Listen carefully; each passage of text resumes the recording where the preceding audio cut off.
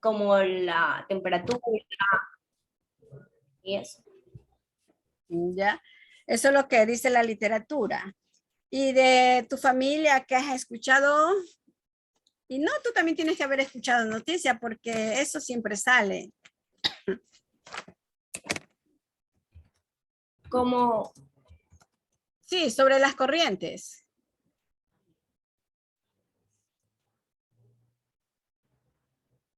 Ujú. eh, como tal, o sea, como lo dije, en este caso son los movimientos horizontales de las aguas oceánicas y en tal caso de los grandes mares, o sea.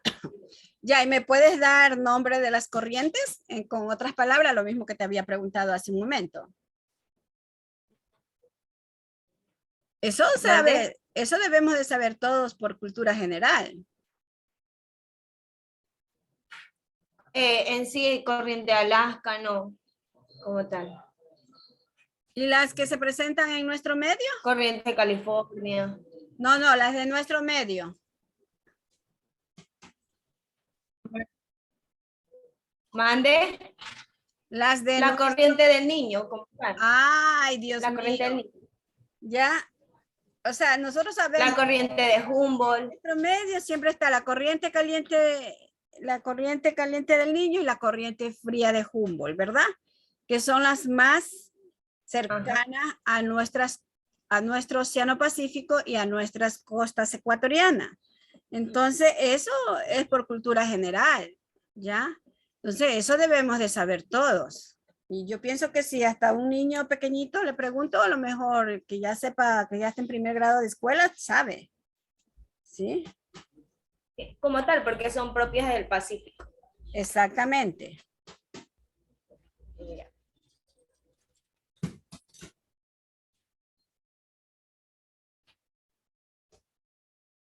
A ver cómo afecta el clima.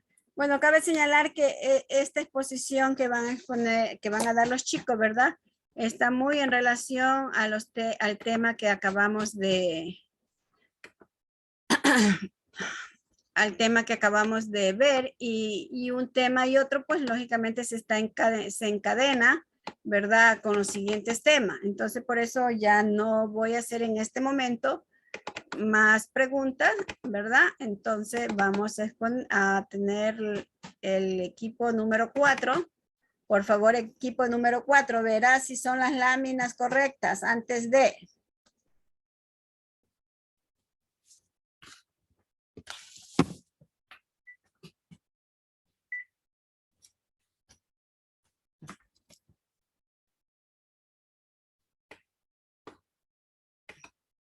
Bueno, tenemos aquí, ¿verdad? El tema circulación atmosférica. Dejemos que cargue. Circulación atmosférica está compuesta por Intriago Alcíbar, Sosa Vera, Álvarez de la Rosa y García Yesenia. ¿Sí? ¿Quién es el líder de este equipo? Hola. Hola, doctora. ¿Quién es el líder de este equipo, José Orlando? ¿Usted? No, la compañera Laura. Laura. Álvarez Laura. Pero parece que fuera usted. Es que parece que tiene un poco de inconvenientes con el internet. Ya, voy a pasar asistencia. Intriago Alcíbar, José Orlando. Ya está. Presente. Sosa Vera Jesús. Presente, doctora. Álvarez Laura Sofía. Presente. García Yesenia. Presente, doctor. Ya, a ver, José Orlando, te doy para que escoja quién va a dar de primero. Doctora, antes de que empiece, ¿puede bajar para revisar si están Ok, bajo. Bajo. los anexos? Sí, para revisar si están los anexos y es la lámina correcta. Sí. Hasta el final, para ver si los anexos están. Ahí estoy. Ah, sí, ya. Era para revisar que era la correcta, gracias. Ya, ok. Aquí estamos.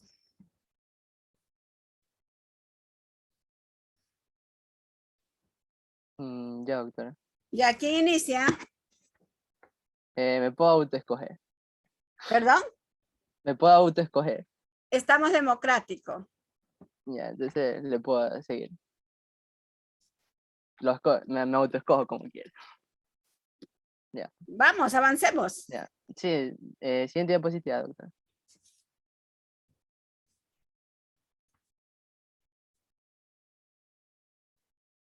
Bueno, en primer lugar vamos a tener el tema de circulación atmosférica.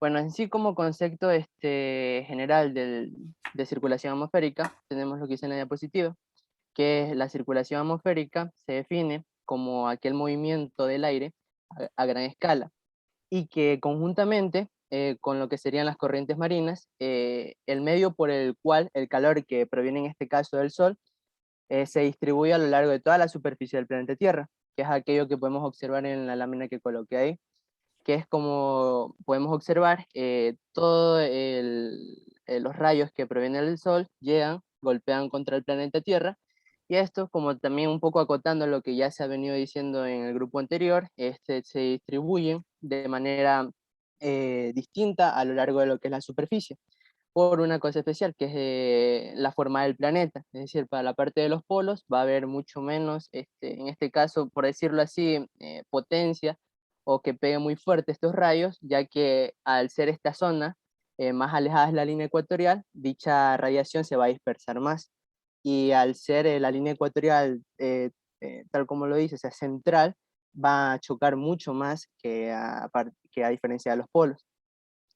Bueno, también tenemos ese concepto de ahí que dice que la circulación atmosférica se ve influenciada principalmente por las diferencias de cantidad de radiación solar que recibe nuestra superficie terrestre. Como ya les había dicho, o sea, a partir de la cantidad que ingresa, esta aquí se va a poder distribuir a lo largo del planeta, por toda la superficie, dependiendo de la zona en que esta se vaya a situar. Bueno, ya también lo que había dicho, que las regiones ecuatoriales son las que reciben más energía solar y las polares menos. Y todo esto a su vez abarca que todo esto va a provocar en sí que vayan a haber variaciones de temperatura atmosférica y también diferentes tipos de presiones atmosféricas como tal. Siguiente diapositiva, por favor. Bueno, aquí en esta diapositiva he plasmado un ejemplo que decía en el libro. Prácticamente, en primer lugar, teniendo en cuenta que como si la Tierra no tuviera lo que tiene, que es el movimiento de rotación. Ya, si la Tierra no tuviera el movimiento de rotación, prácticamente los rayos solares que llegarían a esta, llegarían primero a la línea ecuatorial. De ahí, una vez que llegarían ahí, impactarían y se sobrecalentaría esta zona de aquí. Todo este aire caliente subiría hasta la parte superior de, en este caso, la atmósfera, y por medio de la distribución de la corriente, por así decirlo, se va a distribuir hacia los polos. Una vez llegada a los polos, baja en este caso, de la atmósfera, y se va a distribuir para de esta manera convertirse en frío y volver de esta manera a lo que es la línea ecuatorial. Todo esto de manera homogénea, tomando el ejemplo si no tuviéramos obviamente nuestra rotación. Ya, pero como ese no es el caso, que sí en verdad sí la tenemos, tenemos lo que es la fuerza o también la fuerza o efecto Coriolis, que es el que plasmé en la diapositiva. Bueno, este efecto o fuerza Coriolis prácticamente, es decir, provoca que las masas del aire que se sitúan en el hemisferio norte, en este caso se desvíen en sentido de las agujas del reloj, y todas las masas que se encuentran en el hemisferio sur en sentido contrario a este. A eso se le denomina en sí. Bueno, prácticamente este efecto fuerza Coriolis va a provocar que se formen cinturones de viento. Entre ellos tenemos los que he puesto ahí, como es los vientos alisios del este, que estos se van a predominar en lo que es cerca de la línea ecuatorial del Ecuador, los vientos del oeste, que son predominan las latitudes medias, y los vientos polares del este, que predominan en lo que son las regiones polares como tal. Siguiente diapositiva.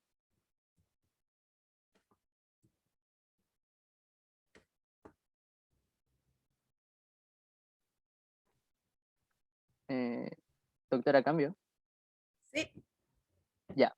Bueno, a continuación he querido plantearle lo que son cuatro puntos, por así decirlo, que me parecieron interesantes del libro. Que decía, primero, plasmaba una zona, que decía que era la zona de convergencia, en este caso intertropical, que es esta zona que ocurre cuando el aire asciende desde el ecuador y se crea en este caso, un área de baja presión. A eso se le denomina la zona de convergencia intertropical. También teníamos otra zona, que es la zona de, en este caso, la zona de alta presión subtropical, que es prácticamente cuando el aire que estaba aquí en este ecuador, que acaba de subir, se aleja a una latitud de aproximadamente como 30 grados y se va a enfriar y va a descender formando dicha zona. También teníamos otra zona que se encontraba a 45 grados y aproximadamente entre 45 y 60 grados de la altitud de la zona ecuatorial, que se formaba a partir de las bajas presiones, debido a toda la convergencia en este caso de los vientos que se producían. A esta zona en sí se le denominaría las zonas de bajas presiones subpolares.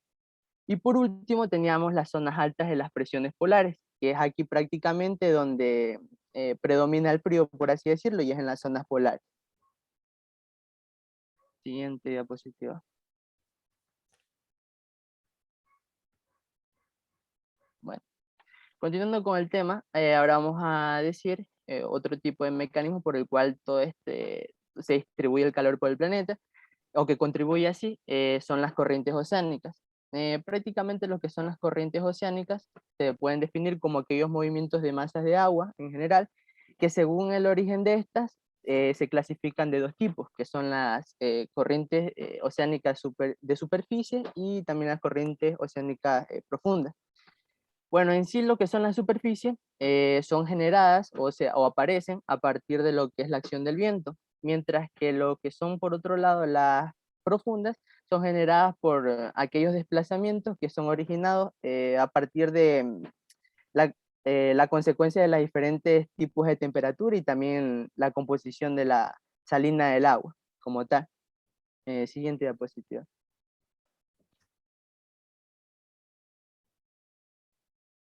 Bueno.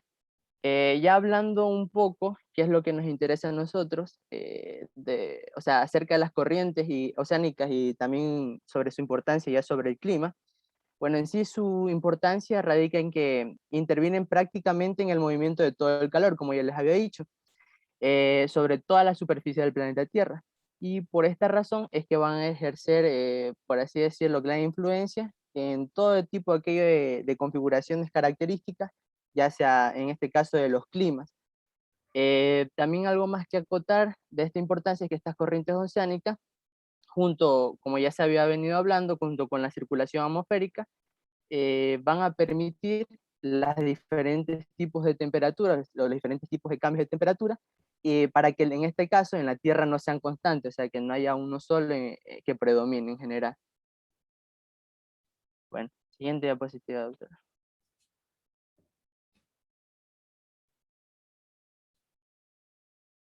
Bueno, ahora continuando, tenemos algunos factores que influyen a esto, en que las corrientes, por ejemplo, tenemos los factores que influyen en las corrientes oceánicas, por ejemplo, tenemos lo que son los vientos, también lo que es la temperatura y la composición salina del agua. Bueno, de manera general podemos decir de que en cuanto a la densidad salina, es decir, la composición salina del agua, en este caso del mar, pueden ser frías o también pueden ser cálidas.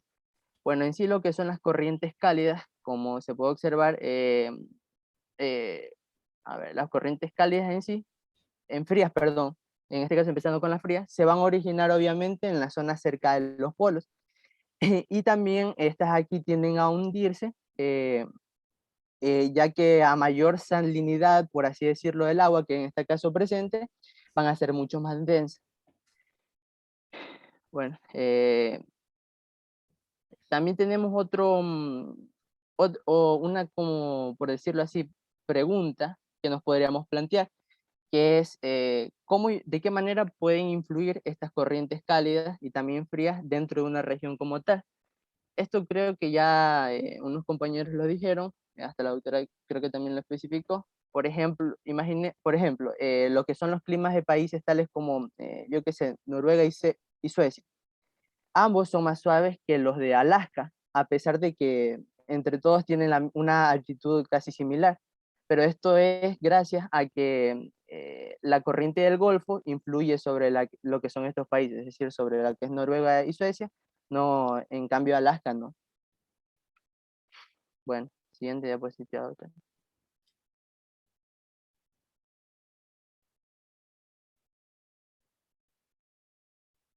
Bueno, continuando ahora con el tema, tenemos ahora la altitud. Bueno, prácticamente la altitud, de una manera sencilla de explicarla, es la distancia, en este caso de manera vertical, que va a existir entre un punto, en este caso de la superficie terrestre, con respecto al nivel del mar como tal.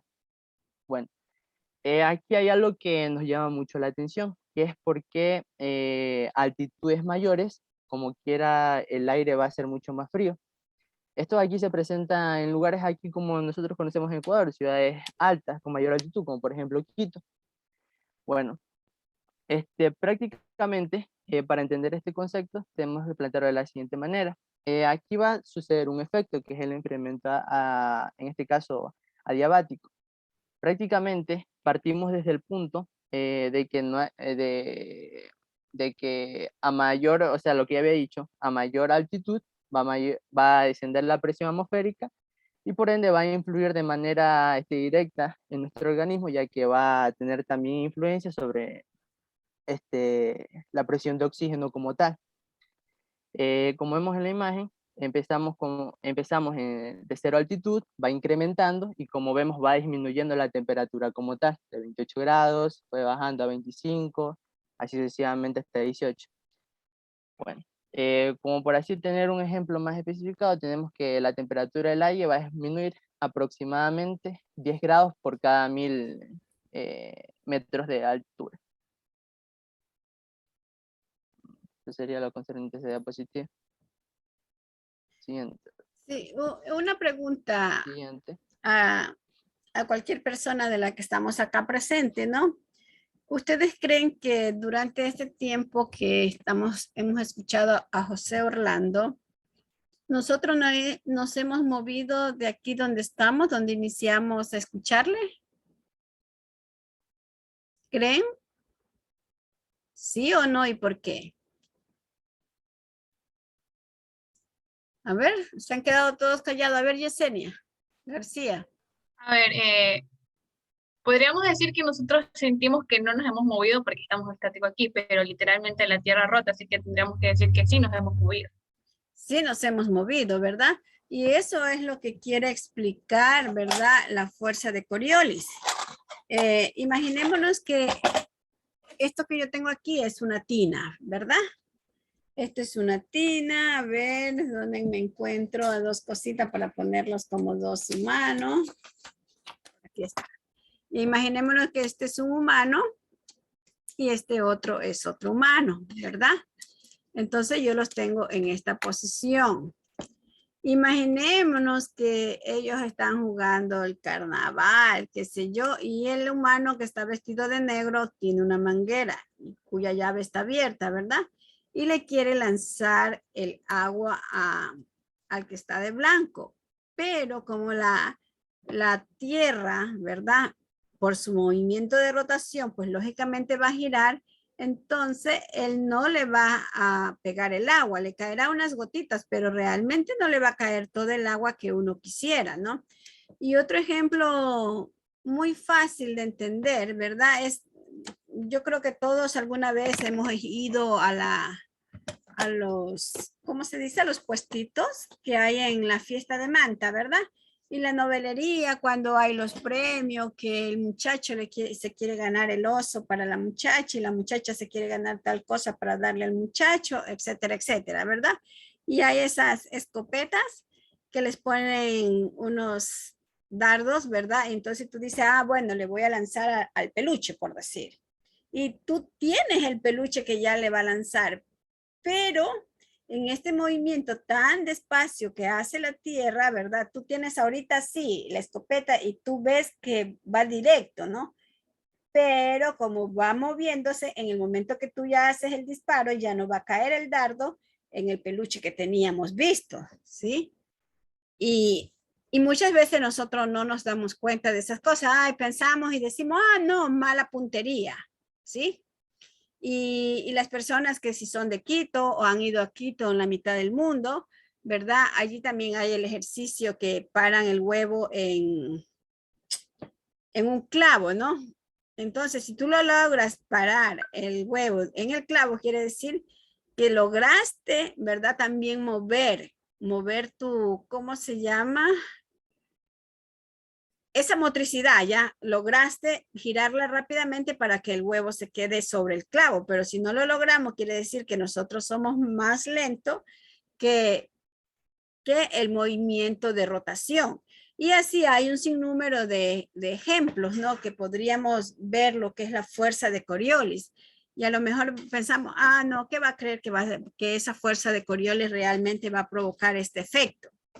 ¿Verdad? Que va a intervenir en esto de lo que es la circulación atmosférica. Entonces, eso es, ¿no? Y ya, bueno, también ya Orlando dijo, ¿no? Que ya sobre cómo influyen todo esto, las corrientes, la circulación atmosférica en la salud de los humanos, y ya lo hemos venido hablando de una u otra manera, ¿no? Pero lo importante es que ustedes cuando ya estén en el ejercicio profesional, pues dependiendo de las patologías que se presenten, ustedes sepan relacionar, ah, es por un problema de, qué sé yo, de lluvia, que se desataron un montón de roedores y por eso hay leptospirosis ahora, ¿no? Ha llovido mucho y ha proliferado ciertos vectores entre esos, ¿sí? Sigamos. Cogió la ropa. Doctor, una duda. Ya, Es que lo que sigamos, pasa por es que favor. aún faltan compañeros que poner y no sé si ya Sí. se vayan a acabar hasta las diapositivas. Sí. Continúe otro. No, con otro compañero. Ya. Le dije a usted que escoja. José Ya. Orlando. Laura. Laura. Está bien. Ajá. Continuamos. Siguiente diapositiva, por favor.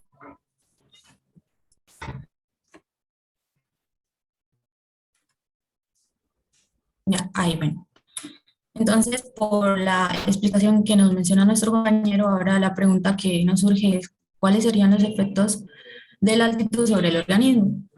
Y es que, como ya mencionamos, la altitud va a modificar la presión atmosférica y con ello, indirectamente, también va a modificar los niveles de oxigenación sanguínea. ¿Por qué? Debido a que la presión parcial de oxígeno que se haya presente en la presión atmosférica va a disminuir siempre proporcionalmente a medida que desciende también la presión atmosférica. ¿Por qué es esto? Porque el mecanismo fisiológico de la respiración nos explica que el oxígeno va a pasar de los alvéolos pulmonares a los capilares sanguíneos por medio de un proceso conocido como difusión. El proceso de difusión básicamente se basa en un gradiente de presiones. Entonces, una reducción de la presión parcial de oxígeno va a conducir o va a desencadenar una alteración en todo el proceso de intercambio y de transporte del oxígeno, que va a traer como consecuencia inmediata un descenso o una ausencia de las concentraciones de oxígeno en el organismo y por lo tanto un fenómeno que se conoce como hipoxia, que no es más que la disminución de la cantidad de concentraciones de oxígeno en el organismo. Entonces, una persona que padece de hipoxia va a manifestar los síntomas típicos como mareo, debilidad, fatiga, tanto muscular como mental, cefalea y una disminución muy clara y evidente del rendimiento tanto del juicio mental como del rendimiento físico. Afortunadamente, una persona que se ve sometida a días o semanas va a iniciar eventualmente un proceso que se conoce como un proceso de aclimatación, lo que nos va a permitir es adaptarnos a estas nuevas condiciones climáticas y poder superar todos estos efectos que ya mencionamos que produce la altitud. Siguiente.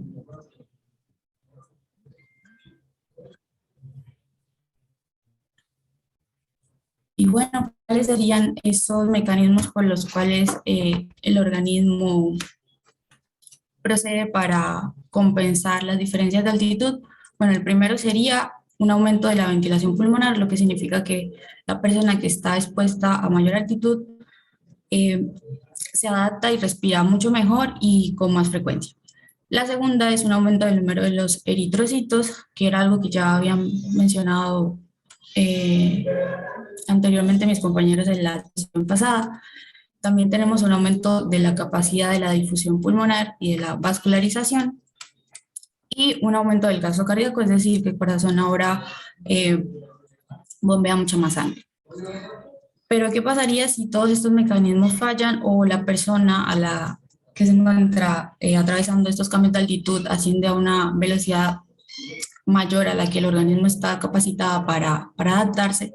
Lo que puede pasar es que aparezcan enfermedades que se conocen como enfermedades agudas de altura y que si no se tratan con la urgencia que ameritan, van a llevar a la muerte al paciente en muy poco tiempo.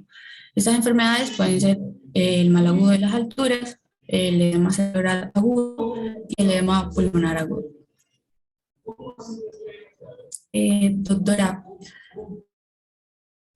es que creo que nos vamos a quedar con poco material, entonces yo creo que debería continuar otra persona en la exposición, porque ya solo quedan 3 o 4 láminas. Ok.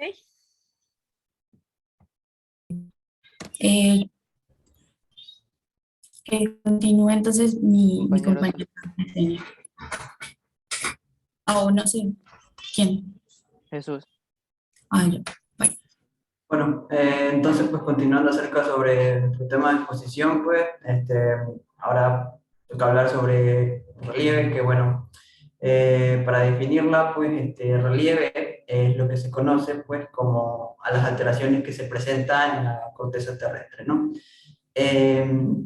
Esta pues la podemos apreciar de diferentes formas y tamaños, en el que se distingue pues una gran extensión de montañas, de depresiones y llanuras, que bueno, son originadas pues a través de procesos en el interior o en la superficie de la Tierra, ¿no?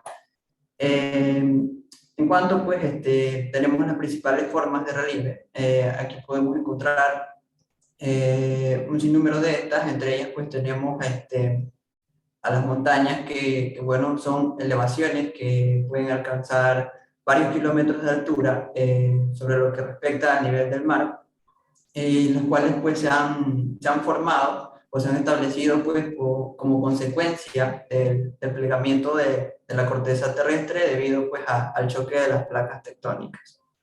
Siguiente diapositiva, por favor.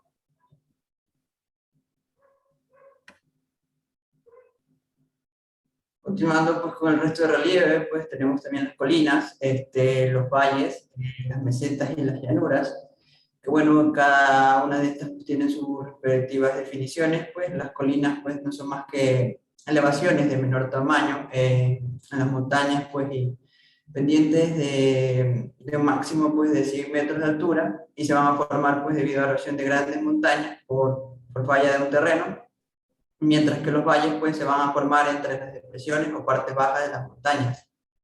Las mesetas pues, son relieves altos y antiguos con superficies planas debido a los efectos de la erosión y desgaste de las montañas, por lo cual pues, se pueden encontrar entre los 600 y 5000 metros sobre el nivel del mar, mientras que las llanuras pues, van a ser grandes extensiones. Ya listo. En cuanto pues a la llanura, debido pues a lo que corresponde a la falta de material, pues debido a que mi compañero Orlando pues abarcó demasiado el tema, pues continúe mi compañera Yesenia. Vio José Orlando lo que me hace. Es que pensé que usted me está dejando. Yo pensé que usted iba a decir el siguiente. Bueno, continuamos. Ya, bueno, mi compañero nos terminó de explicar las llanuras, pues las llanuras son grandes extensiones de tierra que se encuentran a pocos metros sobre el nivel del mar y pueden estar rodeadas como se ve en la imagen ahí al lado. Siguiente diapositiva.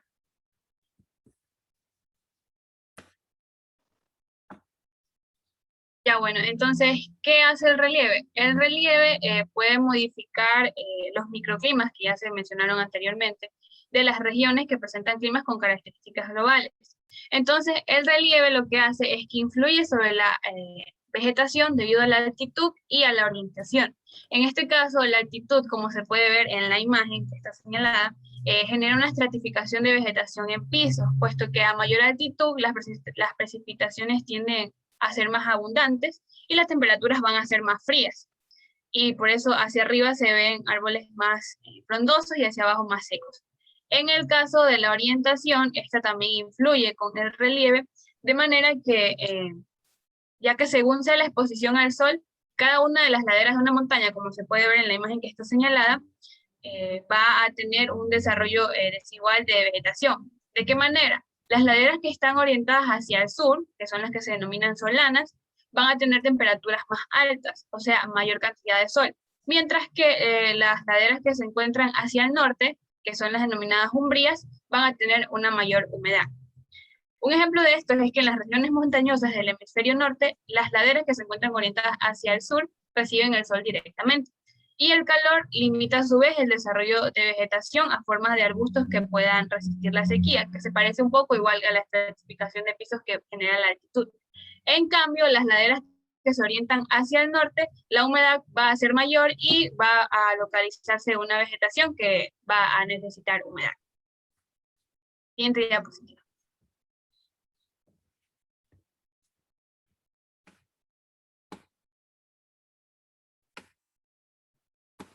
Bueno, y para terminar, como ya escuchamos qué hace el relieve dentro de la vegetación, tenemos la pregunta de cómo afecta el relieve al clima y a su vez cómo repercute en nosotros los seres humanos. Entonces, como ya escuchamos, el relieve tiene un efecto muy marcado en el clima y en la temperatura de un área. Entonces, en términos generales, como ya se ha venido repitiendo, la temperatura disminuye con la altura en la atmósfera inferior. Por lo tanto, las áreas que estén a elevaciones altas tienden a experimentar temperaturas más bajas que las que están cercanas a elevaciones mucho más bajas. Es decir, que las que están más abajo tienen temperaturas más calurosas y las de arriba tienen menor temperatura. Entonces, en la atmósfera inferior, la temperatura disminuye a una gran velocidad. Y la velocidad a la que la temperatura disminuye con la altura se denomina tasa de caída ambiental. Ahora, esta caída en la temperatura se debe en parte al hecho de que, como ya se explicó, me parece que lo explicó Orlando, la caída en esa temperatura disminuye a su vez la altura y la presión atmosférica. Entonces, debido a la menor presión en las elevaciones altas, el aire va a ser mucho más delgado, ya que las moléculas van a estar separadas. Y esto va a hacer a su vez que el aire sea menos capaz de absorber o de retener calor, cosa que no sucede en los lugares más abajo. Entonces, el descenso de esta temperatura en los seres humanos puede causar daños tanto en el corazón, en el sistema nervioso y otros órganos, es decir, en la homeostasis en general del ser humano, ya que estos órganos dejarían de funcionar correctamente o normalmente. Y obviamente que si esto no es tratado a tiempo, puede provocar insuficiencia del corazón o del sistema respiratorio total, y eventualmente puede provocarnos la muerte. Eso es todo.